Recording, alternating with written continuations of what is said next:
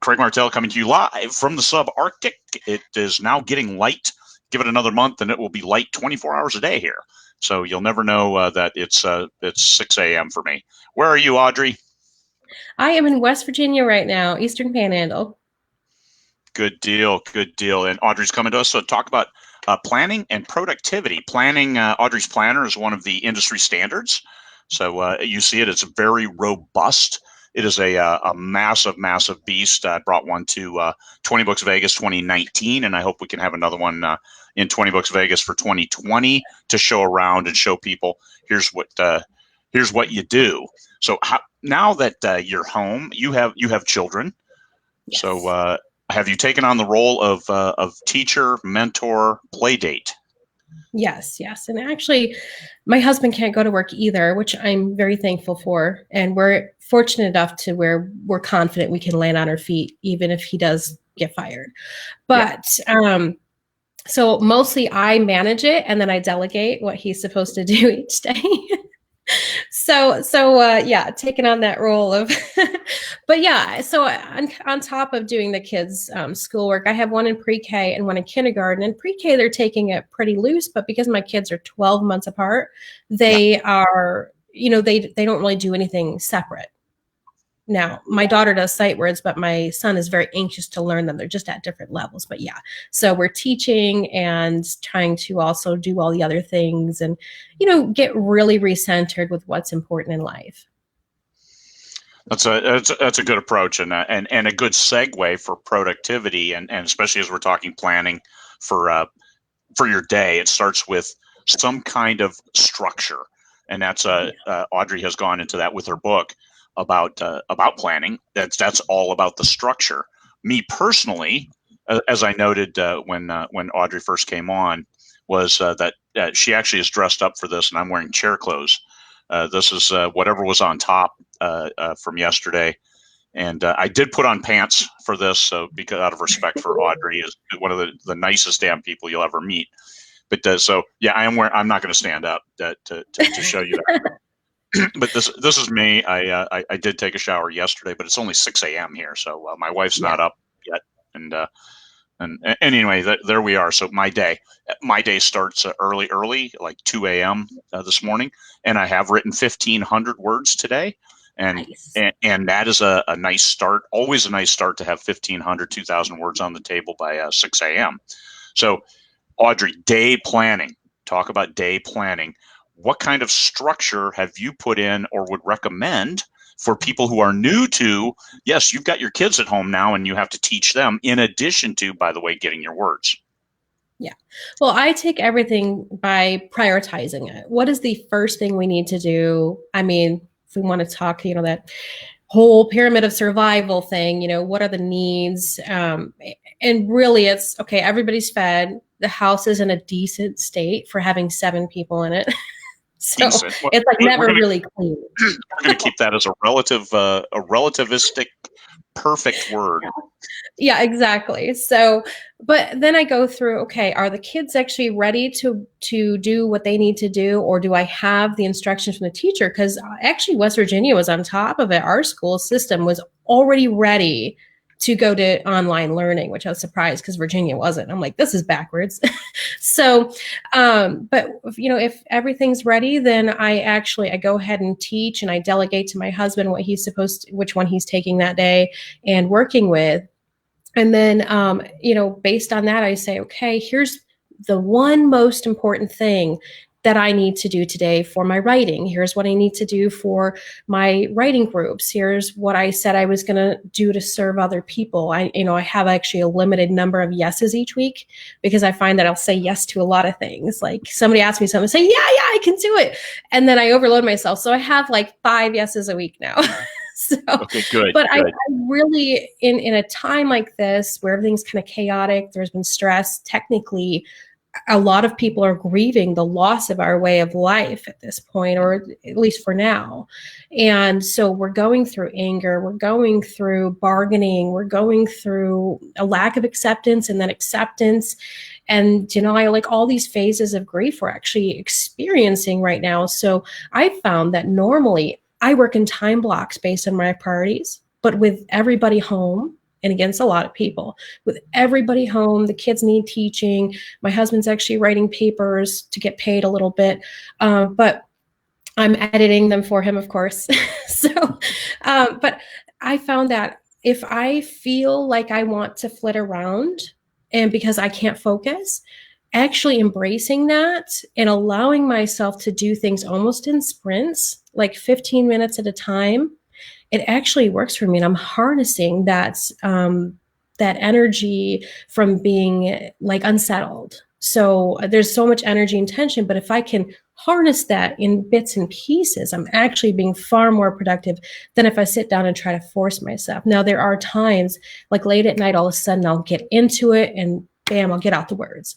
But I don't force it because, especially right now, we need fun, we need whimsy, and little stress as possible to add to the equation. So I hope that helps. But I have a priority of things. What has to happen first? If this isn't happening, then we go to the next thing and the next thing and the next thing based on the needs of the family. And of course, I have to take care of myself or I can't take care of them. So, and that's I was a business consultant, a Fortune 100 company business consultant for 7 years before I retired from that and started writing full time. And one of the things that I ran a session for, and these were all plant managers in the company. There was like 120 people there, and I was talking about prioritization. And I said, "What are your top 3 priorities?" And one of the plant managers argued. He said, "I have 10 top priorities." And I said, "You can physically only do one at a time. Now, you may be able to do 100 things in a day and actually get 10 things done." But you can only have one number one, and that's what annoys me about every government that I have been aware of since I started reading the newspapers in the 70s. Is they have all these. This is my top priority, and you check, and there's like 20 of them. You can't have 20 top priority. Now you can delegate for you, my subordinate, like you do for your husband. Here is your top priority for today. Your kids. Here is your top. But then you personally have other issues and other things. So that's a key point. Make sure you understand what prioritization really means. And that prioritization could be, here's the one thing I'm going to give an hour to. Here's the one thing that, and if you give a 2-hour block and you have kids, they might not watch Pinocchio for the 7th time this week. And need more engagement. So I like the suggestion of the 15-minute block part to make it more manageable on your day. And I write in 15-minute blocks as well, relatively. I just write. I'm at the very end of the story. I should finish today or maybe tomorrow. So of course I know everything that's happening. So I'll finish that. And it's different than at the beginning when I'm trying to figure out the different plots, and I spend more time thinking than writing. And then, of course, doing other things. I have one or two other things that draw my attention away from the story. So it's what we do. In your planner, you have like it's all encompassing. What would you recommend for somebody if something doesn't apply?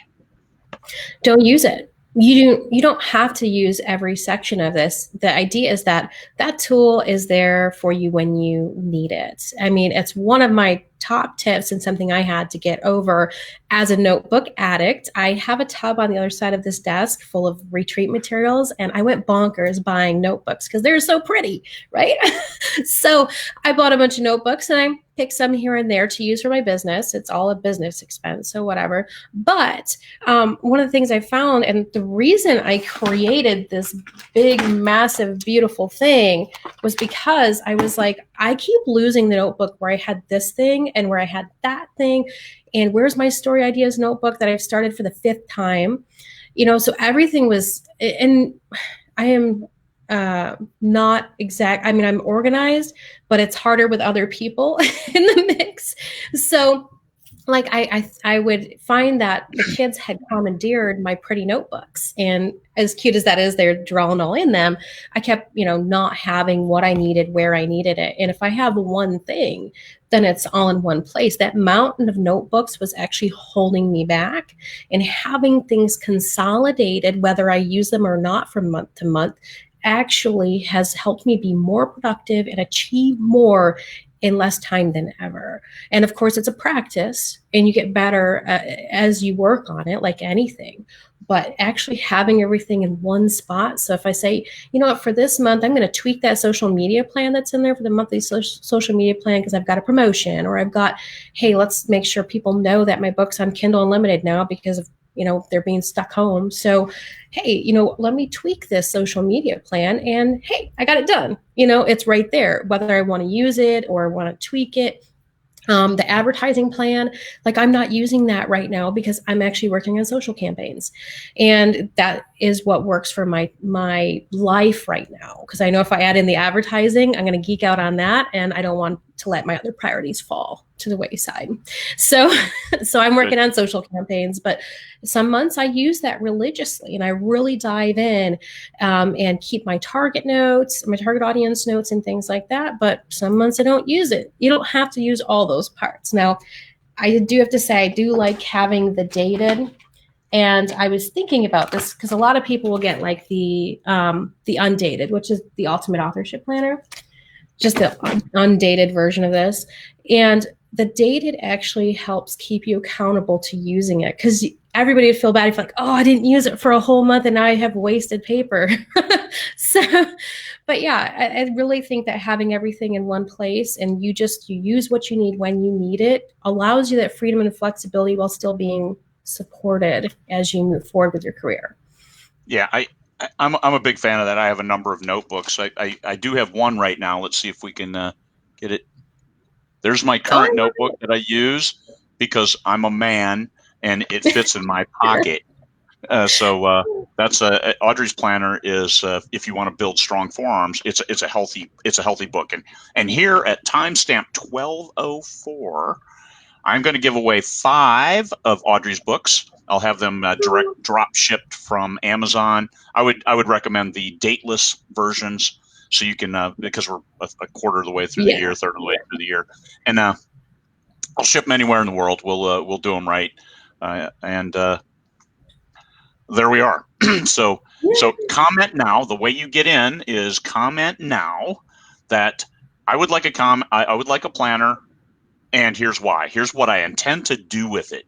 Because it's just like intent is meaningless. It's action, but this is a tool that you can sit on your desk and then you act. Because right now, what better time to have action plans? Because it's too easy to sit on the couch, eating bonbons, watching Netflix. Because the challenge of you cannot watch 9 seasons of any show in a week, people are dominating that challenge like it's nothing. So don't be that person. The 5 stages of grief. That's a good that Audrey brought that up, and a lot of people go through it. And I addressed that in the 20 books group probably 2 weeks ago. Of understand this is where it is, and I'd like you to get all the way to the acceptance phase. So let's just do that now instead of going through the grief and the denial and the bargaining and all that craziness, the depression. Let's skip that and go right to acceptance and make a plan. Know what you're going to do with this time for when all the mites emerge from their holes underground. And this is what have a planner, have a plan, and execute the plan. No plan is useful if you don't execute it. So this is the thing. 5 comment. It's at now we're at the 14:04. So I've gone on for 2 minutes about giving 5 copies away. This is a good planner. It is all encompassing because what is and now the big question, the biggest question I think of all: pen or pencil? Friction pens. I have this lovely set of friction pens because I love the idea of flex. And don't get these ones because they went up like $15. But if you get these little thin ones, they're still like $13. So they're pretty cheap. But that means if something goes on or if something happens, not only can I loosely plan, but I love having flexibility. And I know some people get really excited if plans change, and sometimes it's hard to adapt. But if you have that erasable pen, it makes it almost easier for some people to accept that things can change. Things do change, they can change. Let's just move forward with it. And I kind of like that you said list, because now there's so many ways to use a planner, but here's how I use it. I have like my weekly priorities, right? And then I have 8, 9, I have my core working hours. And then I have like the core working hours, my things, and then I have like a little list of things I need to do. And this for me means monthly maintenance. So I'll do like all my social media in a day and stuff like that. But I actually have that little list. I make little boxes, and anything that doesn't happen, I move it to the next day as long as it's still a priority. Or if it's something like that could get in the way of me making progress on writing on my writing days, I'll say, nope, Audrey, you had your time to do it. Either you did it or you didn't. So here's a and you see all the comments rolling down, right? I try to pick some. It's hard to keep up. A lot of comments, and actually 56 viewers right now. Because if you hover your cursor over your image, I think you can see how many viewers there are. And 56. This usually we've been cooking at like 40 to 50. Even with Michael Anderle on yesterday, we only had, I think, 50 to 55. So Audrey Hughey, planning, people are jonesing for planning information and productivity. You can look at it and say, oh my God, how much time did you invest in updating your planner and your plan? You know what? A minute a day. It's just Audrey's been using it all year. So you start today and you see 5 slots for priorities for that's it. There's no additional slots. It's like, hey, here's what I'm going to do. So you might throw in a different thing, but know your priorities. Make sure you get number 1 done. The most important thing you can do every day is make sure you get number 1 done. And and Audrey didn't put in there, feed the kids. That actually, before she starts work, it's because that's a given. They won't let me go on if I don't feed them. But I actually have like the most important thing, the daily priority in this box. The daily priority, I wrapped up my virtual retreat because I had to go virtual.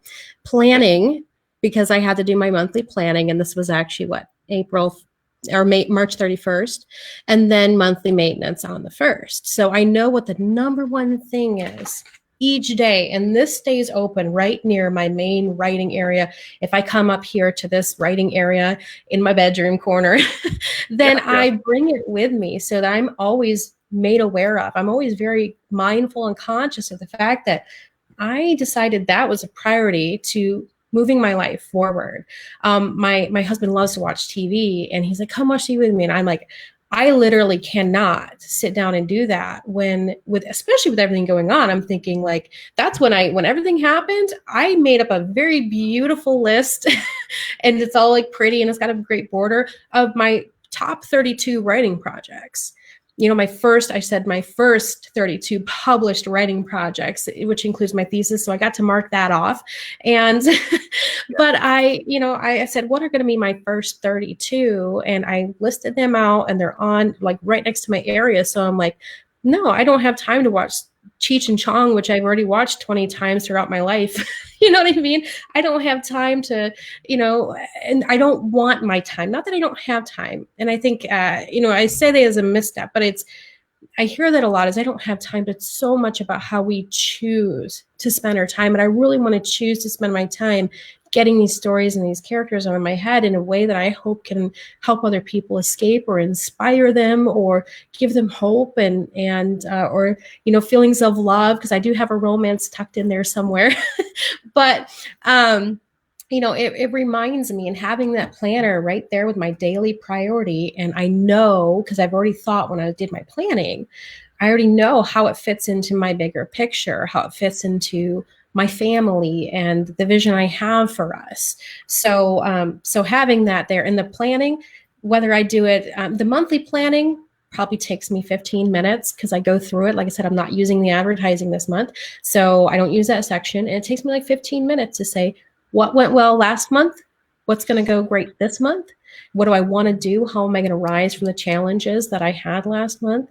And then what is it going to look like? Each week, here's my top up to 3 priorities. Now, I do list projects sometimes in the weekly, but those are like projects. But I list my priorities and in order of importance. So number 1 is literally number 1. And unless it's a daily thing, then nothing else gets done until number 1 is done. So, but it depends on the situation.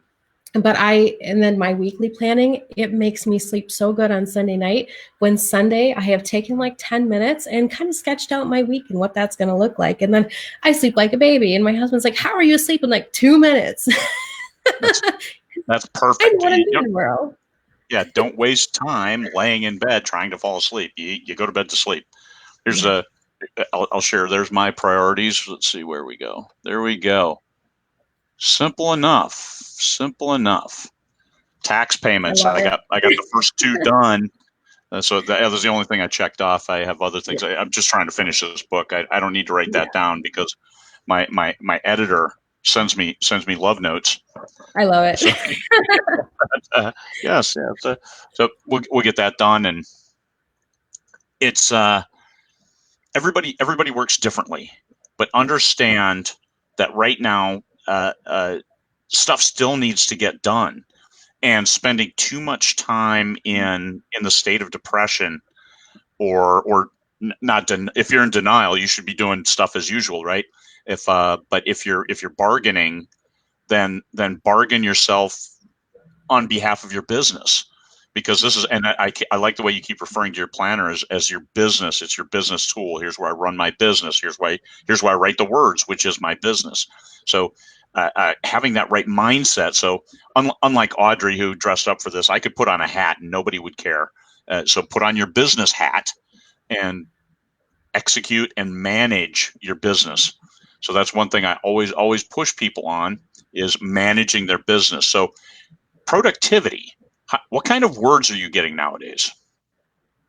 Well, it depends on what I'm doing. Right now, I'm outlining the next book. When all this went down, I was finishing up the edits for the second title in my thriller series. And it was, at first, it was really tough. And then I did that 15 minutes thing, because I normally work in time blocks, but with the change to everything, I went ahead and changed my tactics. And I took those 15-minute blocks, and at first I thought, oh, I'm never going to get this thing done with everything that's going on. Then I just did 15 minutes of time, and then bam, it was done and published, covers all ready to go and waiting for it. So, and I was able to put it out there, and it kind of fired me up to have that project done. So outlining the next book, and of course, I'm writing some blog posts that I think will help people and things like that. So, actually, when I sit down and get my words in, either in the morning, late at night, it's going really well. But during the day, it's those 15-minute sprints. And one of the things about the grieving and acceptance and getting through these stages to acceptance is that, at least for me, and I know not everybody is in a situation where they have little kids, but if my kids say, Mommy, come outside with me, I drop what I'm doing, because that is my top priority, my family, and taking care of them. If my mom or my dad calls, I don't say I'm too busy to talk. You know what I mean? Stuff like that. But when I have those moments, I'm looking more closely at those moments that I didn't have before. We used to go to bed at 9 strictly, because my husband would get up at 3 to commute into Northern Virginia. And now we don't do that. And so he'll sit up and read his books, and I will sit in bed, and my fingers will fly. I am typing away, outlining my book, making sure I get my foreshadowing in, my red herring. I like to throw one in there, even though it's a thriller. So, but I like to, include these elements, and I'm getting these creative bursts late at night, which I didn't used to let myself do, because I used to just go to Starbucks, and that's where I get my creative burst. So, everything has to fluctuate for everyone, and we have to find our new norm, or what currently works for us. And I think experimentation is the best possible thing. And of course, during and not in a promotional way, but during our little virtual writing retreat, we did these 3-minute exercises where we would look at a picture. We would and it was led by an instructor, and we would listen to a little bit of music that she picked. We'd pick from a playlist she had prepared. And then we have 3 minutes to write as much as we could. And it was this great flash fiction exercise, and we'd share it with a group. And everybody was really fired up. All of a sudden, everybody was writing, instead of like one or two sentences when we first started, they're writing whole paragraphs, in just 3 minutes. The Yeah. amount we revved up and were able to get done because we experimented with something new, was inspiring to see out of everybody. So I get chills. That We had so much fun. that is a great point on productivity. When we were in Edinburgh at the writing retreat, Nora Phoenix ran the romance room, and she ran it like a drill instructor, or in your case, a drill sergeant. The start, finish. There was no, well, I'm having a little bit of writer's block. You don't tell Nora Phoenix that. So they were jamming so many damn words in 20, 30 minutes. I think they did even a 40-minute sprint. Yeah. And the productivity, people writing whole books. I didn't expect that because there were a lot of distractions. I mean, it was Edinburgh. It was really cool. We were in a great building with a lot of people. There were a lot of conversations going on in the hallways. But still, the productivity, Kate Pickford wrote, I think, a 70,000 word book in those 7 days. That's I mean, awesome. incredible effort from folks. Now, she was I sat next to her at in one of the writing sessions. And she was quite driven and glared at me often because I would look at her and give her the evil eye. And I took a picture of us, and I'll post that, one of the ones I took of us that she might have figured uncomplimentary because she's jamming away looking at me like, what the hell? She's wearing chair clothes as well, just getting the words because we're focused on getting the words. 3-minute sprints, 15-minute sprints. There's no time for writer's block. This is a great time to write a story. So this is, degenerating to what's going on in today's world.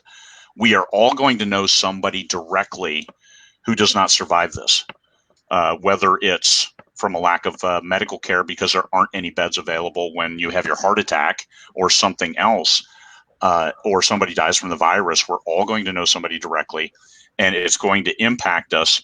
And if it happened to me, I would tell everybody, share a nice word and then get back to work, because it's your business. You have to manage your business. You have to take care of your family. Your kids come up and say, hey, we're bored. We want to go outside. You take them outside. You don't want to not take them outside. And then all of a sudden it's, well, hey, one of the kids is sick. Something's not right. And then you thought, Jesus, I could have gone outside, but I was doing no. I mean, you give your family your time now, but also, so when the phone rings, you answer it. And then in between, don't just sit there and think, oh my God, and worry. Worry gets you nothing. Don't waste a perfectly good panic on something like this. Use your time. And I'd like to think it's that easy. It's that easy for me. It's not that easy for everybody. But having a physical construct, a planning book, a super cool Star Wars planner that fits in your pocket, because I'm a man. And my son, when he was 3, he went to a Montessori school. He always wore pants, and I'd have to check his pockets before we left because he always had things in his pockets, like rocks.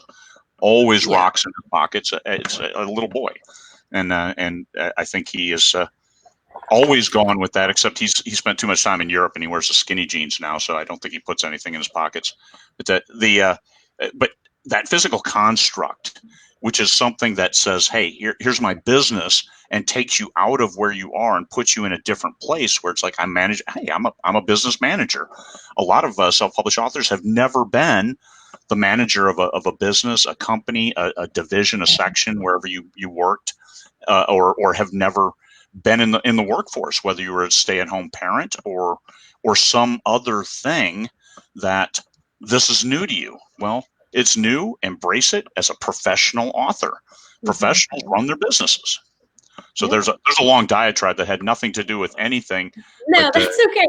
I like that because one of the things I kind of wrote in my notes as I was getting revved up after you mentioned we do this was that we have to learn to embrace the unknown. And I think that's something I always was able to do really well in the Army. Of course, it became harder as I became a parent to embrace the unknown.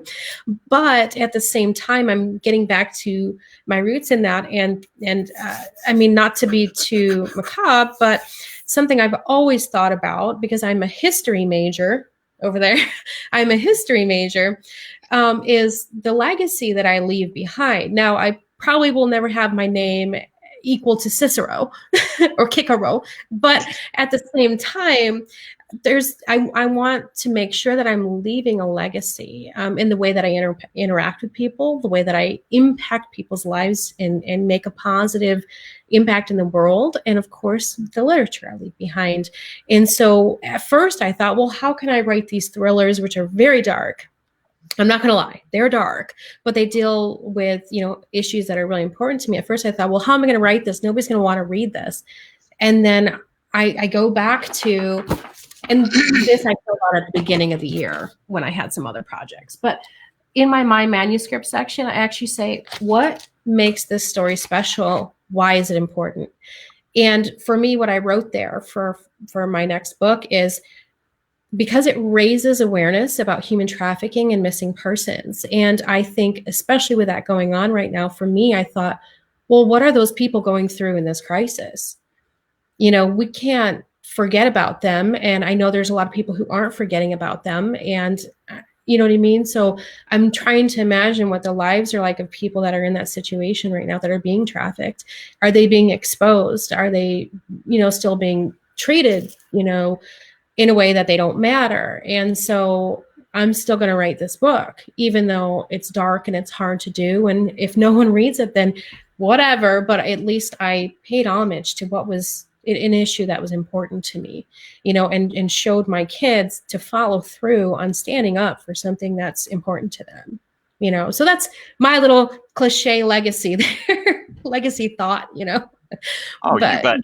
Well, and the power of story. I'm harping on this every single day because too many people. There's too many rumors out there. Hey, 20 books of 50K is about just jamming out shit and having 20 books and you make $50,000 and it's all bullshit. And well, yeah, that is, but that's not what we profess. What we profess is a great story as quickly as you can produce them. yeah. Human trafficking. I wrote a book in my Judge, Jury, and Executioner series called Slave, which is about, well, sentient being trafficking because it's Yeah. set in space. But the law, all of the law I use, I went to law school, and all the law I use is U.S., UK common law, as well as some other basic legal principles. So I have this whole legal structure that I built for this universe. And slavery was legal, grandfathered in with one planet, but the Federation was trying to close them down by making it illegal to transport slaves to this planet. You can have Yeah. slaves on your planet, but they're going to have to be your own people, and that's not how they had operated for centuries. So, and made the structure about that where some people liked it because two people could sell themselves into slavery and voluntarily go to this planet, and then some of their debts would be forgiven and their family would get money. So it made for a legal as well as but if I volunteered for this life, I'm not a slave. Yes, but if you have no freedoms, and so what are the legal ramifications of that? And it's indentured servitude, however you want to look at it.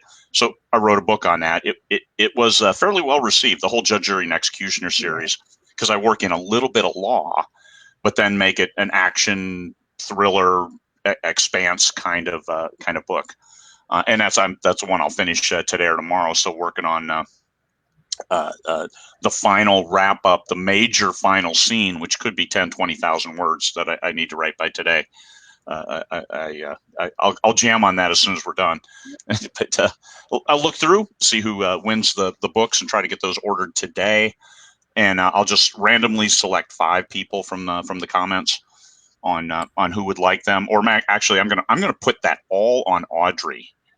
Audrey can randomly select 5 people from the comments. Just let me know, and then I'll contact you with a PM for your address, and then get a book shipped off to you, most Ricky Tick. So thank you for listening in, and thank you for considering your planning. But the productivity, now, it's not, Audrey isn't just jamming words. Here's the why. Here's why I want to write this story, not just, the fans are asking for a 4th book in this series, so yeah, shit, I'll give it to them. And no, it's what does this book mean, and how can I keep it the quality of the first 3 books that they liked? And this is an ongoing challenge that You said before we came live that you had 180,000 words of WIP sitting there Yeah. doing the unloved, hiding in dark corners of your computer. I know. And actually, I have a whip in progress that I jammed out a ton of words on right before this happened because this is going to sound bizarre, but I went ziplining with Elaine. I went ziplining with Sarah Noffke. And so I had this wild dream and I saw Sarah Noffke and a cute little blonde girl, and they were doing like this showman thing, like in Vegas. And this whole story played out. So I woke up and I pounded out like 3 chapters right away. And I worked on it for a week after that. And I was like, Sarah, you're going to find this crazy, but I wrote a book and you're basically the star if this ever goes to film production. That's you won't truly have Sarah's attention until you put on your ninja suit. So Yes. the challenge is there for cosplay. Yeah, so Cosplay day. You have other cosplay there, as yeah. Sarah Noffke. Oh my gosh, I loved her ninja suit. It was awesome. She went ziplining in that. Yes. That was a good day, organized by Mickey Cocker. Thanks, Mickey, for doing that. Yes. Mickey is coming back to Vegas this year, so maybe that they can be a redo of ziplining. I'm just reading down the comments on the.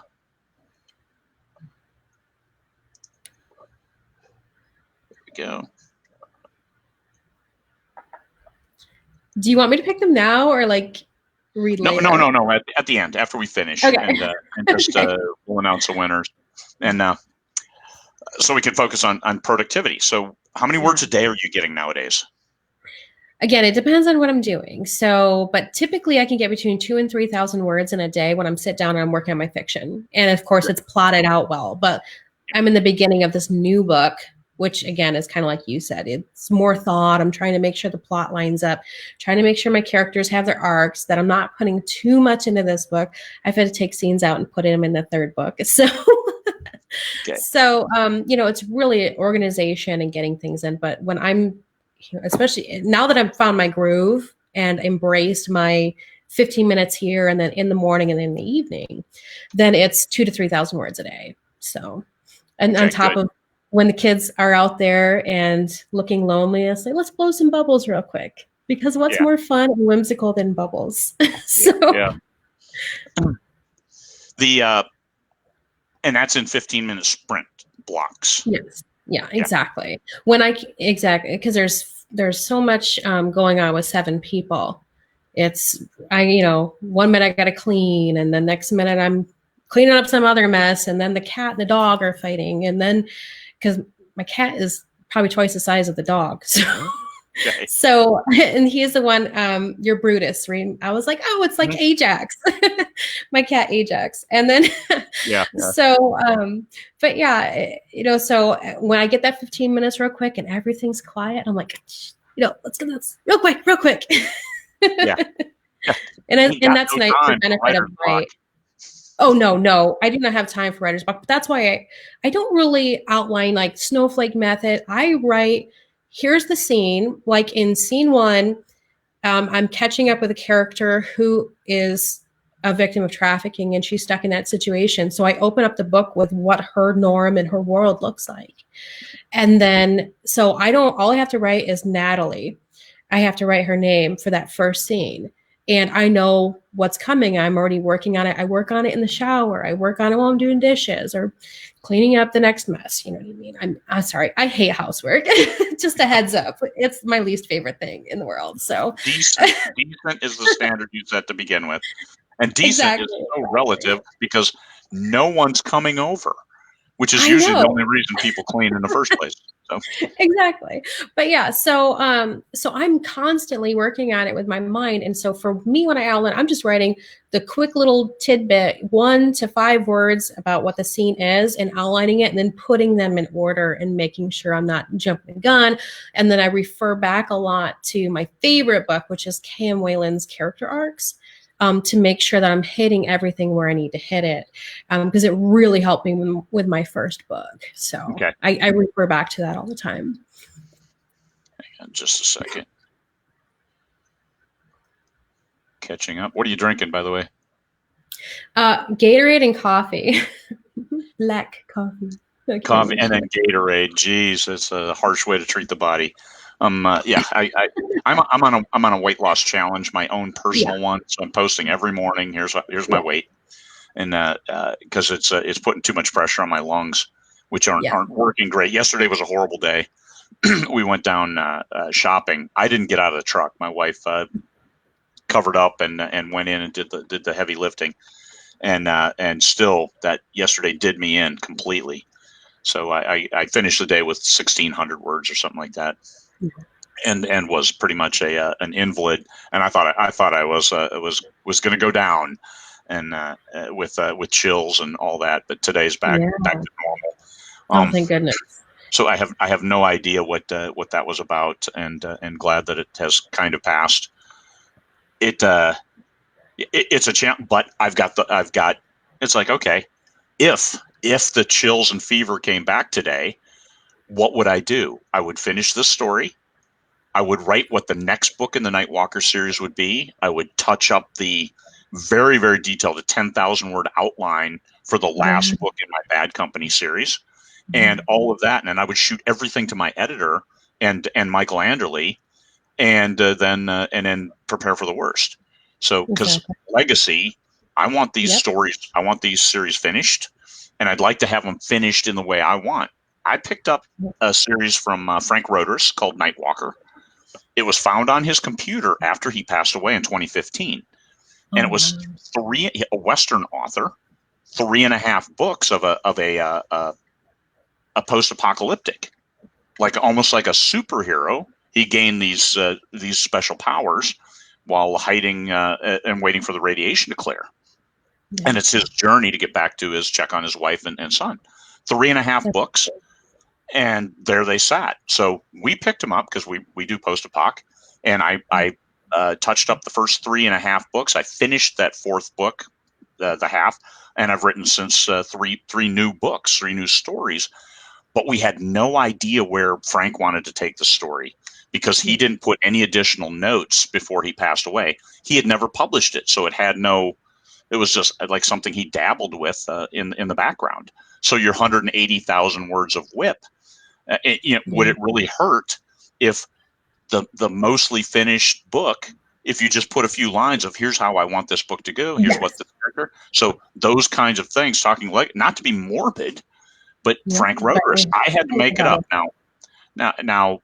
Okay, I'm an established author, so I think I made it up okay and filled in the blanks and finished it for him, but it still might not have been what Frank's vision was.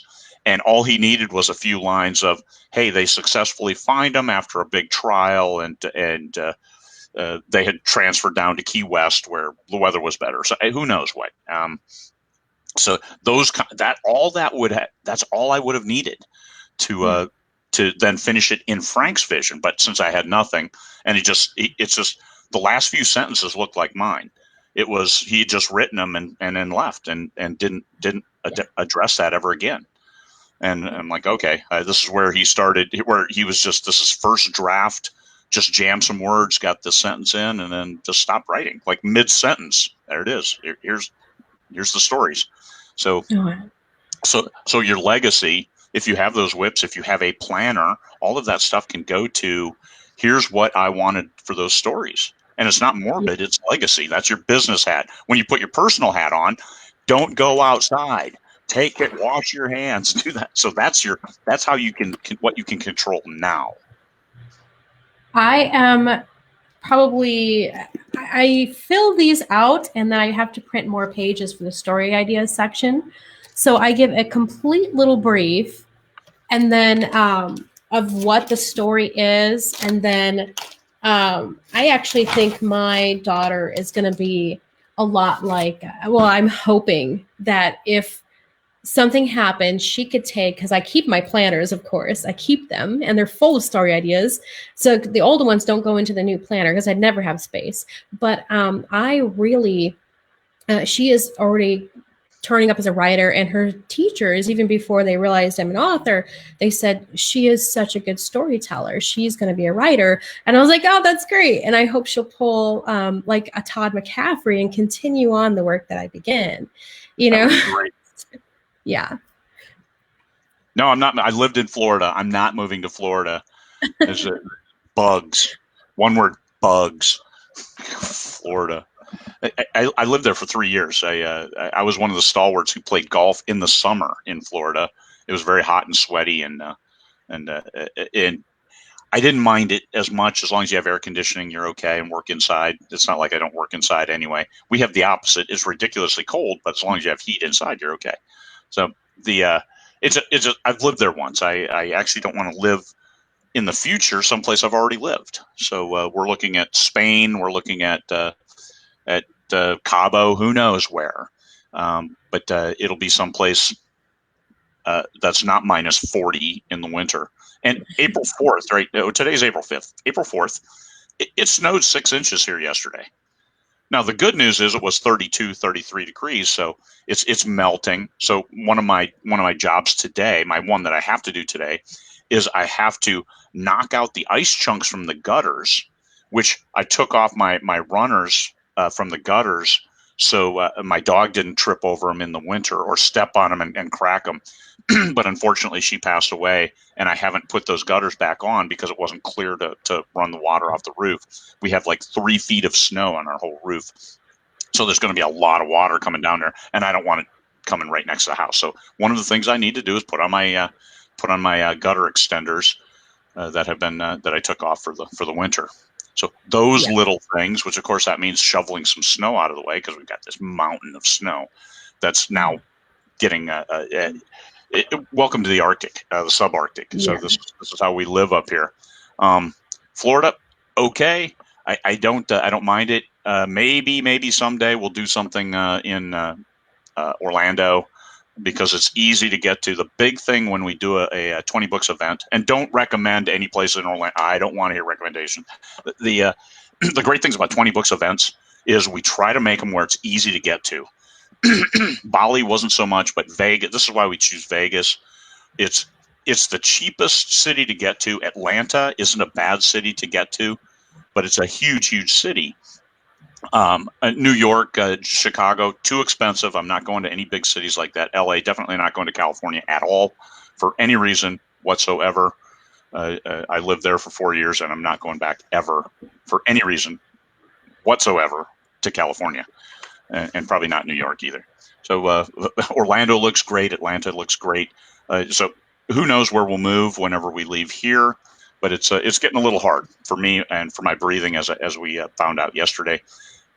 Lose some weight and take some pressure off. However, I still want to keep breathing. I still want to keep living, and that isn't necessarily going to be compatible with here.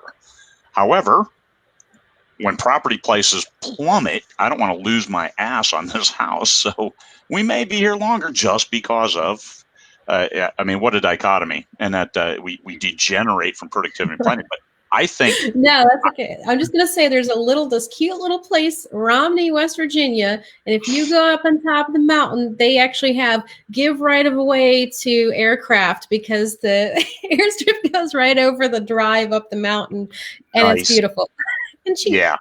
Well, West Virginia, we lived in southwestern Pennsylvania, so we're very close to West Virginia, and my poor Volkswagen camper van when I drove from Tucson. I graduated from the University of Arizona with my undergrad, and then drove out to Quantico for Marine Corps the basic school.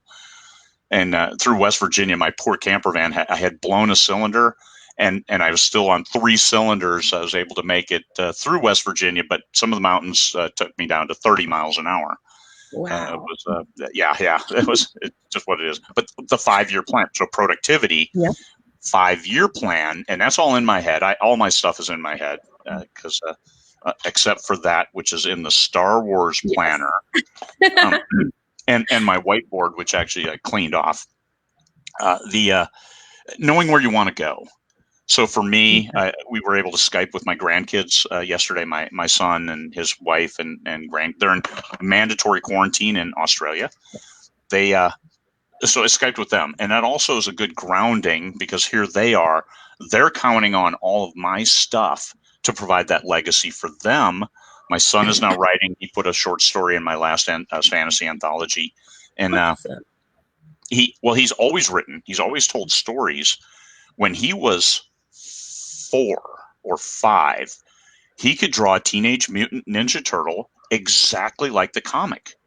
And I That's kid so you not, I'm cool. like, where did this come from? Now he doesn't draw anymore, but he was that good at like 4 or 5. Him and his friends, they loved it, and there weren't enough stories, so he was doing his own comics. And I kid you not, they looked identical. I was really really amazed at what he was capable of doing.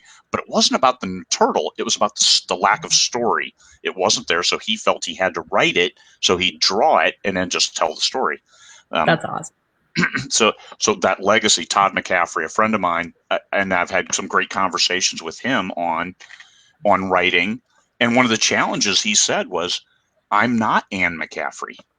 And the fans are less than forgiving for somebody trying to carry on a legacy. I'm not her, and I'm doing the best I can, and it's a good story, but it's not.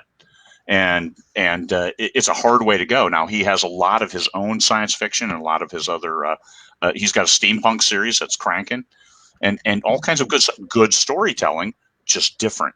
So this is one Yeah. thing that we'll talk with Kevin J. Anderson tomorrow, and he co-writes with Brian Herbert for Dune. All right, Frank's son Brian, who carried on that universe for the publishing industry and for the fans. Now they've done pretty well, but nothing is Dune, that very first book. So some of the comments, I read some of the reviews, and I'm like, man, these people are harsh. But when fans get invested in your universe, they're invested. They're living that, and keeping that going is a challenge. So if you have time, you invest your time wisely, and your daughter becomes a co-author in 20 years or who knows when. That's where you can nurture. She has her own voice, but then it becomes accepted by the fans because Audrey Hughey has accepted this voice, and Yeah. it's different but supportive, and that is a great thing. So you have to live at least 30 more years, at Yes. least. At least. So I'm one still year. trying to find the Philosopher's Stone. Okay. That's right. That's right. The Philosopher's Stone was mentioned in. I just reread the book, The Alchemist, Paulo Coelho, Yeah. and he talked about the Philosopher's Stone. I'm like, oh shit, there it is. It wasn't J.K. Rowling wasn't the first one, or from old Mystique. This is a thing that has existed for a long, long time. That people talked about it. It's what you know, the secret to long life and those kinds of good things. So, who are you again? Yeah, this is like me and Michael talking, where I do all the talking, and he's like, I can hear him eating or something in the background, clicking, like he's ready. He's like, okay, just like go. Well, I did see a great comment, a question actually. The user said, "Do you ever plan so much that it paralyzes you knowing the end?" So for me, that's definitely a no, because we never know what's going to happen day to day. I don't think anybody saw the extent of this coming, when we started the year, especially. So actually, well, you have a 5-year plan. I actually don't do a midterm plan. I have an ultimate vision. I do my 1-year plan, and then I maybe sketch out which projects I'll do in 2021. But I actually plan the year, and I have my ultimate vision. Because if I could get my family on a farm next year, I would do it. If I could retire my husband next year, I would do it. I might have to retire my husband this year, or or maybe he'll be forced retired. Who knows? But he's been doing this for 23 years anyway. I'm sure he wants a break. But you know what I mean? So I actually don't create a 5-year plan, and I never get paralyzed because there are always so many new and exciting opportunities. Things can change day to day. I love that you mentioned your son drawing, because my daughter has been drawing dragons, and I'm like, you did not draw that. And she's like, yes, Mom, I did. But she's drawing these really complex, beautiful dragons. Like, I was like, I wish I could do that. I guess you're going to be my illustrator, because these are gorgeous when I get back to my fantasy stories. But she does the same thing. She draws these beautiful dragons, and then she tells me all about what they're doing, where they're going, who they're going with, and why they're doing it. So I really love that creative spark, and the idea of being able to enjoy this with her, or letting her have her own voice and do her own thing and supporting that too. But yeah, I never get really paralyzed with a plan, because one, I have friction pens, and two, there's so much excitement in life. I don't think things are ever going to go to plan. And I guess one more point I'd like to bring up, if that's okay, is that plans, I know some people get upset. I was talking to someone last week about, well, I made this plan, but I get really upset when I don't follow through, or I don't achieve my goals. If I want to write 10,000 in a week and then I don't do it, I get mad at myself and I don't bother planning again. And my answer to that is, would you pick up a bow and arrow for the first time, aim at the target, and expect to hit dead center? No, and you wouldn't beat yourself up for that, right? You would figure out and learn how to pull it back. You would learn how to breathe. You would learn how to aim, and you would get closer and closer to that target each time that you tried. And I think with goal setting and planning, it has to be the same mindset. We are practicing to hit that goal that we are setting. And so not achieving it isn't failing. Not achieving it means we still have something to learn about that target and ourselves, and how we can use our little metaphorical Kentucky windage to hit it. So yeah. Well, and that's, so you have a 1-year plan. How do you go through at the end of the year and say, and do a hot wash, a review of your 1-year plan? What do you do? I go right back to the beginning of my planner when I wrote out my vision and my 1-year plan, and I do maps. So I map out January, February, March, April, etc., what my main project is each month, or if I'm doing multiple projects, like editing one thing and preparing another for publishing, or whatever is going on, then I have all that laid out. And again, I actually reprinted things because things got wild with having to cancel my retreat. It was actually a big deal, a lot of organization stuff to deal with. And so all my March really got hijacked by the stuff that happened, but that's okay. So I reprinted my year map and I went through and I refilled it. And I said, okay, based on what's going on now, based on the kids definitely being home, likely until school starts again in the fall, then this is what I'm going to do for my plan. I'm going to know that I'm going to have less time during the day to write. I'm not going to have 4-hour blocks at Starbucks. Like, that'll get me some big word days. That's okay. We'll adjust. And so I readjusted my plan. And at the end of the year, I'll go back and say, okay, why didn't I hit this? Did I not stay focused? Did I play too much Final Fantasy? Because Final Fantasy VII is coming out with a remake and I just downloaded the demo. But, fun and whimsy, we got to have it. So, why didn't I do this? Was it internal? Was it external? Was it internal and I'm accountable, like in a way that I should beat myself up, or I should, reprimand myself, whatever? Or is it internally because this thing didn't turn out to be the most important thing? Or if I lose someone, that grieving process is going to take priority. You know what I mean?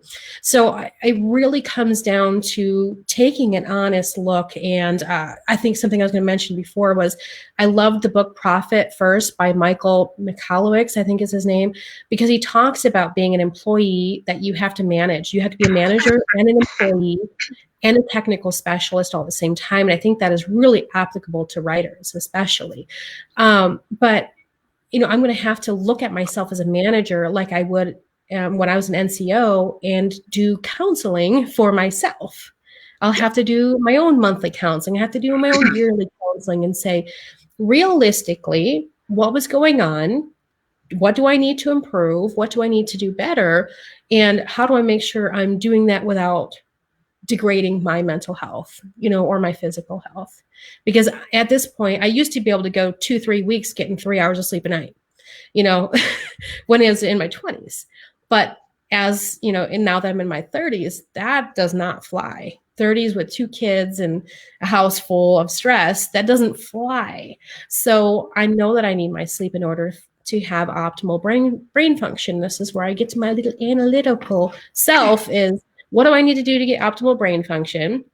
I need to eat at least this certain types of nutrients, and I need to get this much sleep, and I need to get everybody else settled so that I can write the best story possible so that I can do the minimum business tasks necessary to honor it, to do what I needed to do, and also so that I can move on and not let those hold me back, or use a lot of, I would say too, that's why I set time limits on business tasks or social media. If I don't get it done in that time, then whatever, because otherwise I see a lot of people use it kind of, well, I haven't done my social media yet, so I can't write yet. Nope. You got to get it done. Set a time limit. Whatever gets done, because we don't want to use it as a tool to procrastinate, right? So Yeah, use it as a tool not to procrastinate or not to beat yourself up with. Exactly. What I do in my super cool Star Wars planner is what I don't get done this week, I will transfer over to next week. That is a priority. And these are supporting tasks. My primary tasks of which book to write when, I post on social media. I put in my author notes and books, and my fans are the ones who are then, oh, hey, here's I like the fact that this series is next, as well as working inside with LMBPN, like bringing that. I moved that mystery series up because I'm looking at it. It's like I got 9 books that aren't earning anything because we unpublished them back in December. I just need to do a quick rewrite on them. Yeah. 9 books. Oh my! You rewrite not? Yeah. It's not. It's easy. This is like the 4th edit. They're already written. I just need to tweak them to make them more friendly for the readership in a different genre, and turn them. So they're there. All the covers. All I have to do is turn them loose. So hey, let me get 9 books earning for me, and I told the fans that, and they're good with it. So, and then what I was working on next. So I have my big tasks: write this book. And then I have, oh, by the way, pay your taxes, do this other stuff that will distract you later if you don't do them. Because the last thing you want to do is find out on April 16th. And I don't know if the bill said you can hold off on your estimated taxes. I would not. If I have the money now, I pay it now. So I took the entirety of last year's return because I overpaid because the first half of the year was not anywhere near what it should have been. And I put that in. That's my payment for April 15th. And then I set up June 15th too, because you can do that through EFTPS through the US. I did not make one back that because I want to see what does revenue look like after these 3 months. And I'm estimating 3 months of economic impact. Now, putting on I'm a business consultant and a numbers guy hat. Yeah. Briefly, the way this economic downturn isn't like the one in 2008. It's not like the dot-com boom. It's not like the World War II depression. Because I saw somebody compare it to, well, after World War II in Germany, well, nothing applied because their infrastructure was destroyed. Our infrastructure is 100% intact. The workforce is available. The losses to the workforce aren't, unless they were in the millions, then that would be an impact. If they're only 100,000, which would be horrific and will be because of the numbers. I mean, people are dying from this. When we come out the other side, all these things for the economic health of the country are going to be in place. Right now, what you don't have is you don't have that transfer of money from your husband's employer through him to you. It's okay. It's coming from the government, but your husband's employer, well, he doesn't have that contract, but it's paused. All of this stuff is going to start back up pretty damn quickly once and look at the lawn service. I talked to Annalise Rennie on what is today, Sunday, Friday, and her husband runs a lawn maintenance service. Well, guess what? Just like the barbers.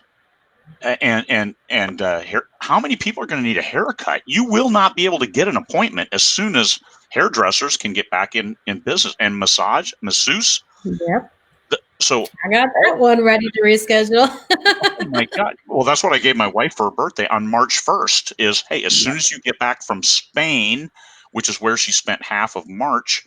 So she escaped at the last minute. So, and there's no chance of getting a massage despite all that tension and stress just at some point down the road. So all of this is going to come rushing back, especially if rents, mortgages, and those things get a small delay. All of that money is still, it's just not moving right now, which is the big issue that it's nothing is wrong. It's just all of it stopped.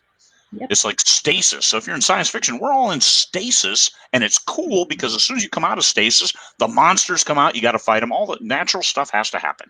So Yeah. anyway, I am very optimistic because this transfer of wealth and letting the money run the engine of the economy, because it's not like this $1 has gone away, but this $1 doesn't work for me to go pay Starbucks to then go pay an employee's salary who then goes to Costco, who then Costco then orders more supply. All that's how it turns the engine. It's still just $1. It just hasn't gone through all these wickets. Now Costco still got a lot of our money yesterday, but that's a completely Yeah. different issue. So understand that's what this is. So that's why I am eternally optimistic that we're going to get through this. People do the right thing. As self-published authors are, you have been training for this your whole life. So now you have to train the people around you, like your kids, your husband, your cat, and your dog. Your dog's so happy to have you home all the time, and and and and then power through, and then return to a different life. It's not going to be the same come September or whenever the summer ends. I heard Yeah. Vegas isn't going to open until 1 May now, so they've been down even longer, and it's they understand the severity of what's going on. But when they open, they're going to be like, "Hey, come to Vegas, take all that money you saved that you didn't spend while you're there, and enjoy your time with us." It's not like give us money. No, hey, you're going to pay us. We're going to pay our workers to bring them back, and all of it's going to the engine Everybody's is gonna have a great time. Yeah. and the engine will start turning again. And yes, it sucks right now, but we have the 20 Books Indie Grant Fund. There's still money in there. People have been extremely generous, donating money, a few nickels here and there, and it all adds up. And we've been able to help. I think we're at 55 people that we've been able to send money to. So That is amazing. it is a great testament to us as self-published authors for the giving, for those who receive, the humility of those who I hate asking for help, but I really want to pay my water bill, and it's like, hey, we're here, and we ask that you pay it forward by continuing to write. Don't be spending all your time looking to canvas places looking for money. Write those words. So Yeah.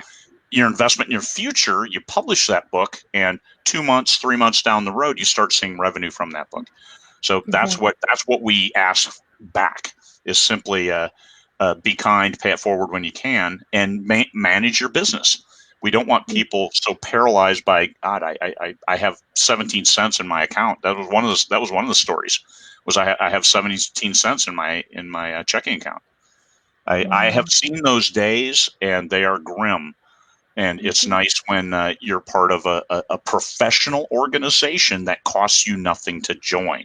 And then you get to hear from people like the indomitable Audrey Hughey on Oh, planning, on productivity, and moving forward. I think we have almost every day this week lined up. We have Kevin J. Anderson tomorrow. Michael Anderley and I will talk with him. On Tuesday, we have Alana Johnson talking contemporary romance and sweet romance and Western romance, which she has hit it very, very big there. I don't have anybody for I think Wednesday. Yes, I have Dakota Kraut coming on. I have other people lined up too. I wrote them in my book. Hey, let me check my planner. Let's see who we've got coming. We have Mark Leslie LaFave coming on Friday. Thursday is empty right now, I think. So anyway, all kinds of good people coming on. And Lynn Stigler coming on Wednesday to talk editing. Dakota Kraut's Thursday, and Mark Leslie Fave, I believe, is Sunday next week, so not Friday. Anyway, look for it. I'll put them up in the notice because I don't use my planner properly and write things down like I should. So anyway, that's it. I tried to say online. Audrey, closing final words. Don't be disheartened. Experiment with what you can do and think about your why. Think about that story and why it's special or important to you. I would say don't even think about, oh, will anybody read this like I had thought. Think about why it's important to you to put that story out there. You know, that should be your big motivator, your why, and what that story means or could mean to people out there. So. Oh, somebody put that first quarter estimated are due July 15th. But second quarter is still on June 15th. Yeah. So anyway, pay it April 15th. Don't hey, I get Yeah. but then second quarter due. And some of the things, it's like, okay, hey, your rent isn't due in March or April, but in May now you got to pay all 3 months at one pop. Yeah. And I've seen a lot of those. So don't kick that can down the road too far if you can. Pay your bills now, and don't let them build up, because they will. Even interest free, it's really, really hard to catch up. So please keep doing what you're doing. Keep writing, prioritize, and deliver. Deliver to yourself and your family, because that's what you write for. Yeah. All right. Everybody have a great day. Thank you for listening in. Thanks, Audrey, for being a great guest and listening to Thank my you. extended diatribes. And we will talk to you later. You have a great day. Thanks, you too. Bye. You owe me five people. Let me know, and we'll Five send them people doing letters. that. Thank you. Thanks.